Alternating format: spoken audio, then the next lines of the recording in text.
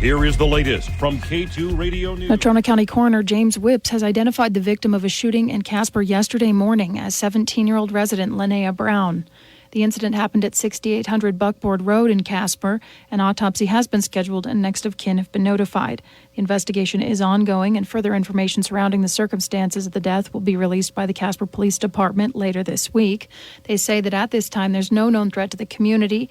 The involved parties were being interviewed by police yesterday and an arrest has been made in connection to the shooting and charges have been filed with the district attorney. The news team will be at the courthouse this afternoon to see if they make an initial appearance today. Yesterday, the City of Casper's council decided, for the most part, on the summer open container area, which will be the same as last year's unless Casper's newest brewery, Signet, decides to join. Signet Brewing is located in the Old Yellowstone district, but it will not be open until next month. City Manager Carter Napier said that last fall, the council was beginning to think maybe the program was a bust. He said folks weren't participating, and the council was spending city resources on a program that wasn't finding its wings. Since then, several businesses have expressed interest in hopping on the bandwagon to bring vibrancy and energy to the downtown area. Napier suggested council relax what he calls the burden the police department has endured to patrol the area. Even though it's something of a double-edged sword, if the program takes off and there are large throngs of people walking around with open containers, police presence will be necessary to keep the community safe and monitor for underage drinking.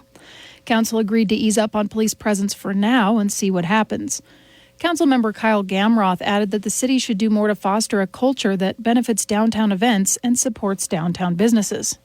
I think it's really important, and so I would just love our city marketing department to really emphasize this is not just a tailgate party. Don't bring your own alcohol down here. Like, this is a thing to make the flow and streamlining of events easier. It's to add this economic impact in the area. And so I would just love to see us take some extra effort to really set and reinforce the kind of culture that we're looking to create down here and not let it, last year I did see some folks with coolers in the truck beds and walking around with cans of Bud Light and stuff. So I know there's at least some people not using the ordinance as it was intended.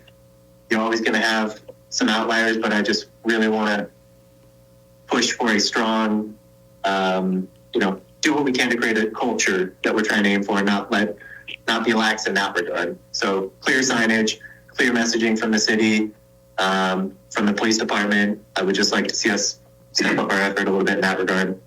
Gamroth also expressed that extending the open container area to accommodate Signet Brewing might be opening a can of worms when they've been pressed before to include Frosties and declined. Yet Councilmember Gina Jensen argued that Frosties is not in the Old Yellowstone district. The program was created for downtown Casper. Further, Mayor Kathy echoed Jensen's safety concerns with people drinking and walking around near a five-way intersection. USA Gasoline in Casper, located across from the CY on Albertsons, reportedly closed in March. Today, tractors can be seen tearing up the ground in front of where the pumps used to be. The owner of the gas station chain, 7-Eleven Incorporated, did not return K2 Radio's calls for comment.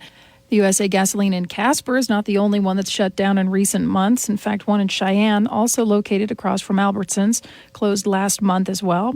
The chain has changed hands several times. It became a subsidiary of Tesoro Corporation in 2007, which was later named Endeavor and acquired by Marathon Petroleum in 2018. As of 2024, the remaining USA Gasoline locations are primarily in Southern California, where it is headquartered. Reporting in Casper, this is Colby Fedor. Be sure to download our free on-demand K2 Radio app.